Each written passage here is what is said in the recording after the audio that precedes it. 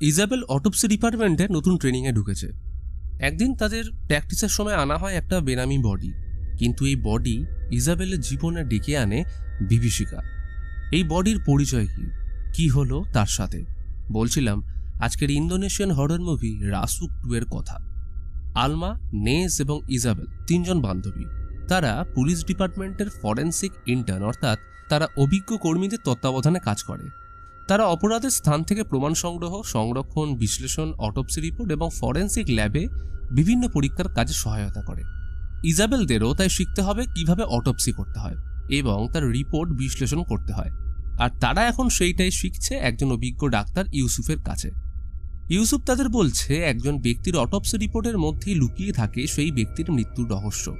তাই তার মৃত্যুর উৎস খুঁজতে হলে সবথেকে গুরুত্বপূর্ণ জিনিসই হলো অটোপসি রিপোর্ট। এখন যার অটোপসি করা হবে সে একটা মেয়ে। অটোপসি শুরু হলে নেস এত রক্ত দেখে বমি করে ফেলে। কিন্তু একজন পুলিশ ডিপার্টমেন্টের ফরেন্সিক ইন্টার্ন যদি মানসিকভাবে এতটা দুর্বল হয় তবে ভবিষ্যতে সে কাজ কিভাবে করবে? তাই সিনিয়র ডাক্তার তাকে বকাঝকা করে অটোপসিতে মন দিতে বলে। সে মেয়েটির বডি থেকে হৃৎপিণ্ড বের করে ইজাবেলকে দেয় সেটা ওজন করার জন্য। ক্লাস শেষ করে অটোপসি রুম থেকে বেরিয়ে আসে তারা, কিন্তু ইজাবেল তাড়াহুড়োতে সেখানে ফোন ফেলে এসছে। সে ফোন আনতে গেলে আলমা এবং নেস তার জন্য অপেক্ষা না করে বেরিয়ে যায়, কারণ রাত অনেকটাই ঘনিয়ে এসছে। ইজাবেল ফোন আনতে অটোপসি রুমের দিকে গেলে সে এক কোনায় দেখতে পায় বসে রয়েছে একটা মেয়ে। সে তার নাম ধরে ডাকছে। ইজাবেল ভয় পেয়ে যায়, তবে মেয়েটা বেশিক্ষণ সেখানে থাকে না, মুহূর্তের মধ্যেই সেখান থেকে উধাও হয়ে যায়। সেই মুহূর্তে একটা বডিকে স্ট্রেচারে করে নিয়ে আসা হচ্ছিল। ইজাবেল হসপিটাল থেকে বেরোনোর সময় সেটাকে দেখতে পায়, কিন্তু সবচেয়ে আশ্চর্যের ও ভয়ের বিষয় হলো যে এই কিছুক্ষণ আগেই যে মেয়েটা তার নাম ধরে ডাকছিল সেই মেয়েটাই শুয়ে রয়েছে স্ট্রেচারে। ইজাবেলের কাছে এই সব কিছুই ছিল যেন একটা হ্যালুসিনেশন। তাই সে সিদ্ধান্ত নেয় একজন সাইকিয়াট্রিস্টের কাছে কাউন্সেলিংয়ের জন্য যাবে।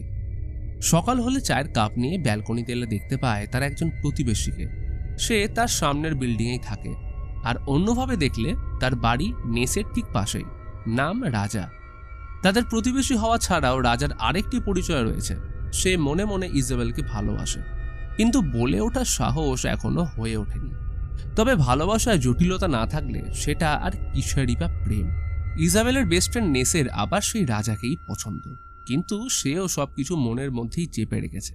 বিষয়টা বড়ই খটোমটো, তাই না? পড়াশোনার সূত্রে আলমা এবং ইজাবেল অনেকদিন ধরেই একটা ফ্ল্যাটে থাকে। নেসও থাকে তাদের কাছে পিঠেই। তাদের দেখাশোনার দায়িত্বে ছিল একজন মহিলার উপর। সে শুধু তাদের দেখাশোনাই করতো না, ছিল বেশ মজাদারও। ইজাবেল নিচে ডাইনিং টেবিলে এলে সে মহিলাটি তাকে আলমা ও নেসের সাথে একসঙ্গে ব্রেকফাস্ট করতে বলে, কিন্তু ইজাবেলের তাড়া ছিল, কারণ তার সাইকিয়াট্রিস্টের সাথে অ্যাপয়েন্টমেন্ট ছিল সকালে। সে রাস্তাতেই ব্রেকফাস্ট করে নেবে জানিয়ে বেরিয়ে পড়ল। বাড়ির কাজের লোকটাও ইজাবেলকে কিছু বলার চেষ্টা করে, কিন্তু শোনার মতো সময় তার এখন কই। এরপর সে রওনা দেয় ডাক্তারের সাথে দেখা করার জন্য। বাড়ি থেকে বেরিয়েই তার দেখা হয় প্রতিবেশী রাজার সাথে। যেহেতু সে আগে থেকেই ইজাবেলকে পছন্দ করত, তাই সে তাকে কফি ডেটের জন্য আমন্ত্রণ জানায়। যদিও ইজাবেল নির্দয়ভাবে জানিয়ে দেয় সে পরে এই বিষয়টা নিয়ে ভেবে দেখবে। ইজাবেল ডাক্তারের সাথে দেখা করে। ডাক্তার তাকে প্রশ্ন করে সে কি এখনো অবাস্তব জিনিসগুলো দেখতে পায়। আসলে সে আগেও এই ধরনের সমস্যার সম্মুখীন হয়েছে বেশ কয়েকবার, যেটা একসময় বন্ধ হয়ে গেলেও ইদানিং আবার আসতে শুরু করেছে। ডাক্তার সবকিছু শুনে তাকে আরও 30 দিনের জন্য মেডিসিন দেয়। ডাক্তার তাকে মোটিভেট করার জন্য একজন বিখ্যাত ম্যাথমেটিক্যাল জিনিয়াস জন ন্যাসের উদাহরণ দেয়, যে নিজে খুব একটা বুদ্ধিমান ছিল না, তবে সে এমন কিছু দেখতে পেত যা অন্যদের কাছে অদৃশ্য, অর্থাৎ হ্যালুসিনেশন। আর এই হ্যালুসিনেশনের জন্যই তাকে সবাই জিনিয়াস মনে করে। তাই হ্যালুসিনেশন থেকে মুক্তির জন্য মেডিসিন নয়, দরকার আত্মবিশ্বাস। থেরাপি শেষ করে ক্লাসের জন্য আবার হসপিটাল ফিরে আসে ইজাবেল। আলমা এবং নেস তার সাথে দেখা করতে এলে সে দ্রুত তার ওষুধগুলো লকারে ভরে রাখে, যাতে নেস এবং আলমা এই বিষয়ে জানতে না পারে, যদিও তাকে তারা পাগল ভাবে। আলমা এবং নেসের আজ অটোপসি ক্লাস ছিল না, তাই আজও তারা ইজাবেলকে একাই রেখে সেখান থেকে চলে যায়। এমন সময় তার কানে আসে একটা অদ্ভুত শব্দ। কেউ যেন তার নাম ধরে অনবরত ডেকে চলেছে।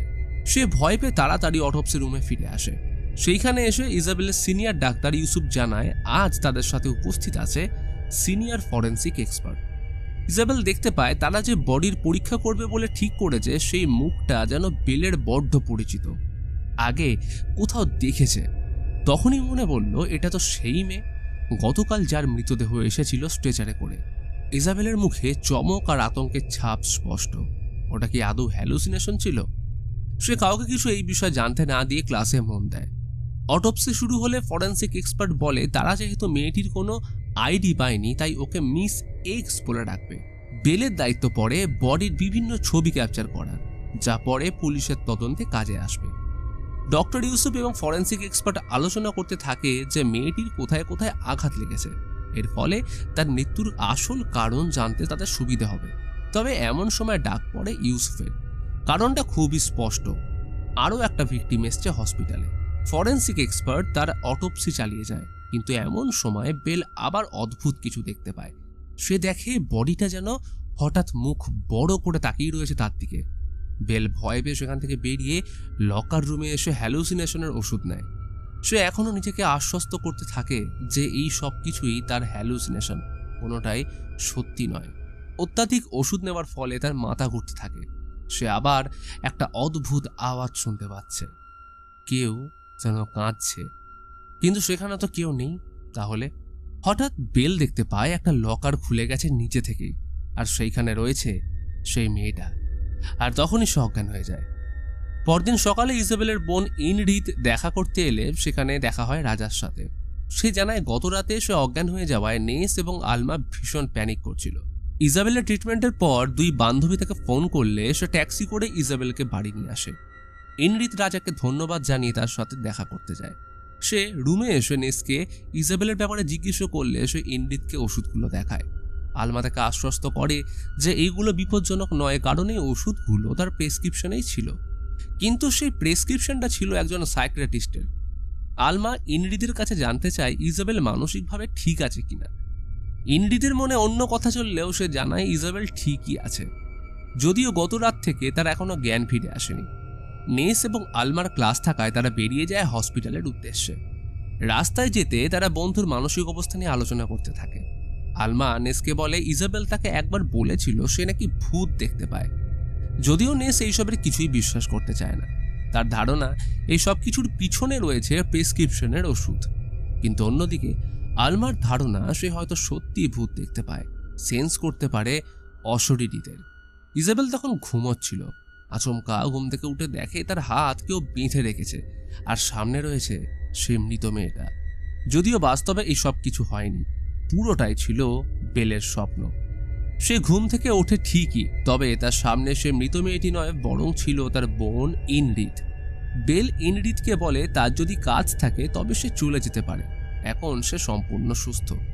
তবে ইনরিদ জানতো সে মুখে যাই বলুক, মনে আতঙ্ক বাসা বেঁধে রয়েছে বেশ কিছুদিন ধরেই। তাই ইনরিদ তাকে আবারও প্রশ্ন করে তাকে কি কোনো কিছু মানসিকভাবে বিপর্যস্ত করে তুলেছে।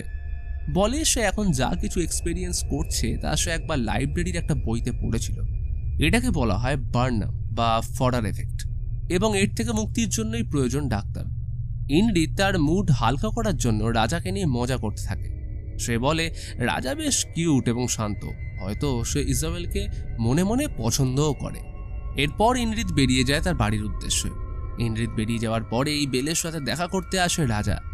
সে তার শারীরিক স্থিতি জিজ্ঞেস করে বলে তার যদি কিছু প্রয়োজন হয় তবে তাকে যেন ডাকতে না বলে, সে তাকে যে কোনো বিপদ থেকে বাঁচানোর জন্য প্রস্তুত। বেল এরপর রাজাকে চলে যেতে বলে ঘুমিয়ে পড়ে, যদিও শান্তির ঘুমের বড়ই অভাব এখন তার। ঘুমের মধ্যে আবার সে মৃত মেয়েটির আত্মার হিমশীতল কণ্ঠ নাড়িয়ে তোলে ইজাবেলকে। এইসবের কারণে ইজাবেলের ঘুম ভেঙে যায়। সে বুঝতে পারে এটা মোটেই তার স্বপ্ন ছিল না। ঘুম থেকে উঠে চারিদিকে তাকালে সে মেয়েটিকে দেখতে না পেলে আবার শুয়ে পড়ে, আর ঠিক তখনই লক্ষ্য করে পাশে শুয়ে আছে সেই মেয়েটির অতৃপ্ত আত্মা। আর সেই আত্মা বেলকে জড়িয়ে ধরে, বারবার বলতে থাকে সে একই কথা। চিৎকার করে ওঠে বেল, আর দেখে মেয়েটি এখন আর তার পাশে নেই। মেয়েটির আত্মা তাকে হন্ট করার পর পজেস করে নেয়। চিৎকার শুনে ছুটে আসে রাজা। মেয়েটির আত্মাকে দেখে এসে ভয় ছিটকে পড়ে যায়। বেলের শরীরে প্রবেশ করা সেই আত্মা রাজাকে মারার চেষ্টা করে। ইতিমধ্যেই বাড়ির কাজের লোকটা নেস এবং আলমাকে উপরে নিয়ে আসে। ইজাবেল তাদেরও মারার চেষ্টা করলে তারা কোনোভাবে তাকে শান্ত করে। চাকরটি সেই আত্মাকে প্রশ্ন করে সে কেন ইজাবেলের শরীরের মধ্যে প্রবেশ করেছে। আত্মাটি কিছু বলার চেষ্টা করলে কাজের লোকটা কিছু মন্ত্র পড়ে তার মুখের ভিতর থেকে মেয়েটির আত্মাকে বের করে আনলে অবশেষে শান্ত হয় ইজাবেল। শেষ হয় সে ভয়ানক রাত। সকালে কোনো মতে ঘুম ভাঙল ইজাবেলের। সে বুঝে উঠতে পারছিল না সে আত্মাটি কেন শুধু তার সাথেই এরকম করছে। এমন সময় রাজা আসে তার রুমে, হাতে ব্রেকফাস্ট। সে গতকাল রাতের ব্যাপারে জিজ্ঞেস করলে ইজাবেল জানায় যে তার কিছুই মনে নেই, শুধু মনে আছে সেই আত্মার চেহারা, তার লম্বা চুল এবং পেটে গভীর ক্ষত। এর চেয়ে বেশি আর বলতে চাইল না। বেলায় পৌঁছায় অটোপসি রুমে ক্লাসের জন্য। সেখানে পৌঁছে অবাক হয়ে যায়, এটা তো সেই মেয়েটাই যার অটোপসি কাল করেছিল ডাক্তার ইউসুফ এবং সেই ফরেন্সিক এক্সপার্ট। তাহলে তার অটোপসি আজ আবার কেন হচ্ছে? সে ডাক্তার ইউসুফকে এই বিষয়ে জিজ্ঞেস করলে সবকিছু মাথার উপর দিয়ে যায়। ইজাবেল আবারও কিছু বুঝতে পারছে না, মাথার মধ্যে কিলবিল করছে হাজারো প্রশ্ন। সে আর দাঁড়িয়ে থাকতে পারে না, দৌড়ে অটোপসি রুম থেকে বেরিয়ে ওয়াশরুমে আসে চোখে মুখে জল নিতে। তবে সে আত্মা তার পিছু ছাড়ে না। সেখানে কিছু অলৌকিক কাণ্ড ঘটতে থাকলে ইজাবেলের মানসিক অবস্থা আরও খারাপ হতে থাকে এবং এর মধ্যেই সে লক্ষ্য করে তার পেট দিয়ে গড়িয়ে পড়ছে রক্ত। কিন্তু সে কোথাও তো আঘাত পায়নি, তাহলে কিভাবে তার পেটে এমন চোট লাগলো? সে ওয়াশরুম থেকে বেরিয়ে ছুটে যায় ডাক্তারের কাছে, বলে তার হঠাৎ পেট দিয়ে রক্ত গড়িয়ে পড়ছে।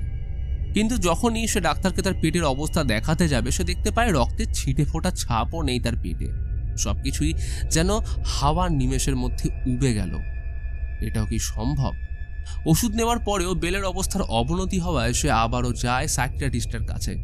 ডাক্তারকে বলে সে আর ফ্ল্যাটে বা হসপিটালে থাকতে চায় না, সে এখন শুধু চায় একটু শান্তি। ডাক্তার বলে তার প্রয়োজন এক্সপোজার থেরাপির, অর্থাৎ ভয়কে সামনে থেকে ফেস করা। নেস এবং আলমা তাকে এই বিষয়ে সাহায্য করতে পারে। ইজাবেল নিজের মানসিক অবস্থা কিছুটা শিথিল করতে চলে যায় রানিংয়ে একটা বনের মধ্যে। সেখানেও আচমকা একটা মেয়ে তার পিছু নেয়। তার পরিচয় ইজাবেলের কাছে অজানা। সে ভাবতে থাকে এটাও হয়তো সে মেয়েটারই আত্মা, কিন্তু মেয়েটা আদতে কোনো আত্মা ছিল না, ছিল একজন সত্যিকারের মানুষ। রানিং থেকে ফিরে এলে দেখা হয় রাজার সাথে। সে ইজাবেলের জন্য নিজের হাতে বানানো কফি নিয়ে আসলে ধীরে ধীরে ইমপ্রেস হতে থাকে ইজাবেল। তাই সুযোগ বুঝে রাজা তাকে ডেটে নিয়ে যাওয়ার প্রস্তাবও দেয়। তবে এইবার সে রাজি হয়ে যায়। ডেটে গিয়ে রাজাকে প্রশ্ন করে সে তাকেই কেন ভালোবাসে। রাজা বলে সে অন্য মেয়েদের মতো নয়, সে অন্যদের থেকে অনেকটা আলাদা। ইজাবেল রাজাকে সকালে রানিংয়ের সময় ঘটে যাওয়া ঘটনার কথা বলে, তবে রাজার চোখে সন্দেহের ছায়া, যেন ইজাবেল আবারও কোনো অলিক কল্পনার গল্প বলছে। ইজাবেল তার কথার গুরুত্ব না দিয়ে আরও বলে যে আত্মাটি হয়তো তাকে কোনো ঘটনা বলার চেষ্টা করছে, এমন কিছু যা আর কেউ জানে না। তাই তাকে পুরো ঘটনা জানতে হবে, বুঝতে হবে কেন সে বারবার তার পিছু করে যাচ্ছে। পরের দিন সকালে ইজাবেল রাজার সাথে দেখা করতে গেলে সে রাজার রুমে একটা মেয়েকে দেখতে পায়। সে তাকে প্রশ্ন করলে রাজা যদিও তাকে সম্পূর্ণ অস্বীকার করে যে তার রুমে কেউ ছিল না। তো ইজাবেল মৃত মেয়েটির ব্যাপারে রাজার থেকে সাহায্য চায়। রাজা সম্মতি জানালে তাকে ধন্যবাদ জানিয়ে সেখান থেকে চলে যায়। অন্যদিকে নিচ থেকে সবটাই দেখছিল নেস। সেও তো ভালোবাসত রাজাকে, যে এখন তার বেস্ট ফ্রেন্ড ইজাবেলের বয়ফ্রেন্ড। কাঁদতে কাঁদতে সেখান থেকে চলে যায় নেস। হসপিটালে পৌঁছে আলমার সাথে দেখা হয় তার। আলমা নেসকে বলতে থাকে ইজাবেল যা কিছু দেখতে পায় সেসব সত্যি, কোনো হ্যালুসিনেশন নয়। যদিও নেসের কানে কোনো কথাই যাচ্ছিল না, সে আলমাকে রাজা এবং ইজাবেলের ব্যাপারটা জানায়। ইজাবেলও ক্লাসের জন্য হসপিটালে এসেছিল, যদিও সেখানে সে ক্লাসে না গিয়ে ওই মেয়েটার মৃত্যু নিয়ে তদন্ত করতে থাকে। ডাক্তার ইউসুফ বলে মিস এক্সকে পেটে বারবার ছুরির আঘাত করে শেষ করেছিল, কিন্তু সেটা কে করেছে এখন সবার অজানা। তাই মিস এক্স এর case already closed. Isabel doctor ইউসুফকে সবকিছু জানাতে চাইলে তিনি উল্টে বলেন এইরকম ভাবে যদি ইজাবেল করতে থাকে তবে সে তার টেস্ট পাস করতে পারবে না। তাই এমন কেসের উপর মনোযোগ না দিয়ে তার উচিত ক্লাসের উপর মনোযোগ দেওয়া। তখনই হঠাৎ কারেন্ট চলে গেলে মেয়েটির আত্মা এসে ইজাবেলকে বলে সে যেন এই ইনভেস্টিগেশন চালিয়ে যায়। এক ঝটকায় ইজাবেল বুঝতে পারে সে মেয়েটির মৃত্যু কোনো দুর্ঘটনা ছিল না, আসলে কেউ তাকে খুন করেছিল। আর এই সত্যি সবার সামনে আনার জন্য সে মেয়েটির আত্মা ইজাবেলের শরীরকে পজেস করেছিল। এইসব কিছুর পরেও ইজাবেল বুঝতে পারে না যে কে ছিল এই সব কিছুর পিছনে, কে সে মেয়েটিকে হত্যা করেছিল। ইজাবেল থেকে প্রমিস করে যে সে তার হত্যাকারীকে খুঁজে বের করবে। তখনই রুমে প্রবেশ করে সেই মেয়েটা যাকে সে রানিং এর সময় দেখেছিল। সেই মেয়েটির নাম দায়া, সে দারার বেস্ট ফ্রেন্ড। ইজাবেল চমকে যায় দারার নাম শুনে। সে তো এই নামের কাউকেই চেনে না। ইজাবেল পুরো ঘটনা সম্পর্কে শুনতে চাইলে দায়া যা জানায় তা শুনে ইজাবেলের মাথায় আকাশ ভেঙে পড়ে। দায়া রাজার এক্স গার্লফ্রেন্ড। আসলে রাজা কোনো নম্র ভদ্র ছেলে নয়, বরং সে একজন খুনি। একসময় রাজা এবং দায়া একে অপরকে খুব ভালোবাসত। প্রথমে সব ঠিকঠাক চললেও গতবার তারা যখন একসাথে ভিলায় গেছিল তখন থেকে রাজা তার উপর শারীরিক অত্যাচার করতে থাকে। এই চরম যন্ত্রণা সহ্য করতে না পেরে সে সবটাই তার বেস্ট ফ্রেন্ড ডারাকে জানায়। সে তাকে বলে রাজাকে ছেড়ে ভিলা থেকে পালিয়ে যেতে। যেমন কথা তেমন কাজ, তারা দুজন মিলে গাড়ি নিয়ে বেরিয়ে যায় ভিলা থেকে। কিন্তু এই সব কিছুই জানতে পেরে যায় রাজা। বাইক নিয়ে তাদের ফলো করতে থাকে। অবশেষে রাজা তাদের পথের বাঁধা হয়ে দাঁড়ায় আরও একবার। অনেক অনুরোধের পরেও রাজা তাদের ছাড়ে না। সে আবারও মারধর করতে থাকে দায়াকে। তারা গাড়ি থেকে নেমে জঙ্গলে পালানোর চেষ্টা করলে সেখানেও তাদের রেহাই মেলে না রাজার হাত থেকে। রাজা দায়াকে ফিরে আসার জন্য জোড়াজুড়ি করলে তারা অনবরত বাঁধা দেয় রাজাকে। আর একটা সময় বিরক্ত হয়ে রাজা তাকে ঠেলে ফেলে দেয় একটা খাদের মধ্যে এবং সেইখানেই মারা যায় ডারা। এরপরেও ক্ষান্ত হয় না সে। দায়াকে হুমকি দেয় কেউ যেন এই ব্যাপারে না জানে। যদি সে কাউকে এই ব্যাপারে বলে তবে সে তাদের কিছু প্রাইভেট ভিডিও দায়ার বাবা মার কাছে পাঠিয়ে দেবে। অন্যদিকে নেস এবং আলমা যায় রাজার রুমে। তারা রাজাকে বলে ইজাবেলের সাথে হসপিটালে কেউ একজন দেখা করতে এসছে, যার বর্ণনা শুনে রাজা বুঝতে পারে সেটা আর কেউ নয় বরং তার এক্স গার্লফ্রেন্ড দায়া। এই কথা শুনেই সে রুম থেকে বেরিয়ে পড়ে, পৌঁছয় হসপিটালে। সেখানে গিয়ে দায়াকে জোর করে বাইকে নিয়ে চলে যায় সে। দায়া জানে না তারা কোথায় যাচ্ছে, তবে কথাতেই আছে পাপ বাপকেও ছাড়ে না, রাজা তো কোন ছাড়। সে হঠাৎ দেখে তার বাইকের পিছনে বসে রয়েছে ডারার আত্মা। ভয়ে বাইক থেকে ছিটকে পড়লে দায়া জ্ঞান হারায়। রাজা দায়ার জ্ঞান ফিরিয়ে তাকে নিয়ে জঙ্গলে প্রবেশ করে। ইতিমধ্যেই ওদের পিছু নিয়ে সেখানে উপস্থিত হয় ইজাবেল। সে দায়াকে ক্রমাগত খুঁজতে থাকলে হঠাৎ রাজা তাকে মেরে অজ্ঞান করে দেয়। আর সেই সুযোগেই ডারার আত্মা আবারও প্রবেশ করে ইজাবেলের শরীরে। সে রাজাকে বলে সে চাইলেও তার পাপকে আর লুকিয়ে রাখতে পারবে না। যেমন ভাবে রাজা একসময় খাদের মধ্যে ডারাকে ফেলে দিয়েছিল, আজ ঠিক এইভাবেই রাজাকে খাদের মধ্যে ফেলে দেয় ডারার আত্মা। তখনই ইজাবেল আবার সজ্ঞানে ফিরে আসে। মানে ডারার আত্মা ওর শরীর থেকে বেরিয়ে গেছে। কারণ সে ভেবেছিল রাজা হয়তো খাদে পড়ে মারা গেছে। তবে সে মারা যায় না, একটা পাথরের সাহায্যে এখনো নিজেকে বাঁচিয়ে রেখেছে। ইজাবেল রাজার আত্মনাদ শুনে তাকে বাঁচাতে যায়, কিন্তু এমন সময় আবারও ইজাবেলের শরীরে প্রবেশ করে ডারার আত্মা। হাত ছেড়ে গভীর খাদে নিচে ফেলে দেয় রাজাকে। অবশেষে মুক্তি পায় ডারা। ইজাবেল দায়াকে হসপিটাল নিয়ে আসে। ডারার লাশের আসল পরিচয় পাওয়া গেছে এখন। তার মা বাবাকে ডেকে পরের দিন ওর বডি কবর দেয়। অন্যদিকে ইজাবেল ডারার মৃত্যুর পর সমস্ত রিপোর্ট বানিয়ে ডাক্তার ইউসুফকে দেয়। ইউসুফের চাহনিতে স্পষ্ট সে বেলের ডেডিকেশনের উপর কতটা ইমপ্রেসড। সন্ধ্যাবেলায় সবাই ক্লাস শেষ করে বাড়ি ফিরে আসে। ইনরিত আসে ইজাবেলের সাথে দেখা করতে। ইজাবেল তাকে জানায় এই সমস্ত ঘটনার পর সে বুঝতে পেরেছে শয়তানের থেকেও খারাপ যদি কেউ হয়ে থাকে তাহলে সেটা হচ্ছে মানুষ। এরপর ইনরিতকে বিদায় জানিয়ে ফ্ল্যাটে নিজের রুমে ফিরে আসে ইজাবেল। যদিও সেইখানে সে একা ছিল না, তার জন্য ওয়েট করছিল কিছু সারপ্রাইজ। নেস এবং আলমা তার কাছে সবকিছুর জন্য ক্ষমা চায়। ইজাবেলও জানায় সে এতদিন সমস্ত কিছু নিয়ে এতটাই ব্যস্ত ছিল যে সেও তার বন্ধুদের ঠিকমতো সময় দিতে পারেনি। এতদিনের ঝড়ঝাপটার পর অবশেষে আবারও শান্তি ফিরে আসে ওর জীবনে। নেস এবং আলমা নিজেদের রুমে ফিরে যায়। এমন সময় বাইরে থেকে একটা আওয়াজ শুনতে পায় ইজাবেল। জানলা খুলে দেখতে পায় একটা ছোট্ট বাচ্চার আত্মাকে। সেও কি ন্যায় বিচার চাইছে? বেল বুঝতে পেরেছে প্রত্যেক মানুষেরই কিছু স্পেশাল এবিলিটি এবং দুর্বলতা থাকে, আর সেটাকে যদি গ্রহণ করে নিতে পারে তাহলে অনেককেই সাহায্য করা সম্ভব। তাই ইজাবেল সিদ্ধান্ত নেয় এইবার থেকে সে অতৃপ্ত আত্মাদের সাহায্য করবে, যাতে তাদের আত্মা শান্তি পায় মৃত্যুর পরবর্তী জীবনে।